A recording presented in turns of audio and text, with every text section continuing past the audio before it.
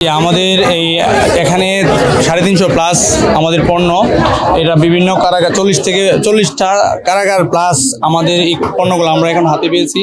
তো আমাদের এই পণ্যগুলা তৈরি করতে গত বছর আইজি স্যার আমাদের 12,000 প্লাস বেশি কয়েদি বন্দীকে এই বিষয়ে এইগুলোর উপরে ট্রেনিং করানো হয়েছে।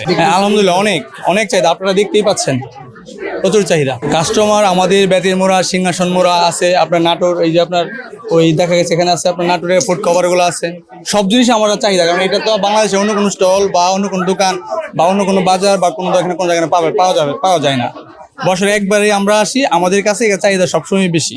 এটা আমরা লাভের 50% বন্দীদের দেই আর 50% সরকারের রাজস্ব খাতে আমরা দিয়ে দিই। এটা পেমেন্টটা আমাদের আইজি স্যার প্রতিটা কারাগার ভাগ করে দিয়ে দেয়।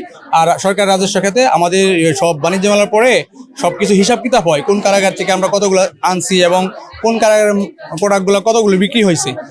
এটা হিসাব কিতাব করে লাভের যেই টাকাগুলো হিসাব কিতাব করে তখন আমরা মাননীয় আইজি স্যার প্রতিটা কারাগারে ভাগ করে পাঠিয়ে দেওয়া হয়।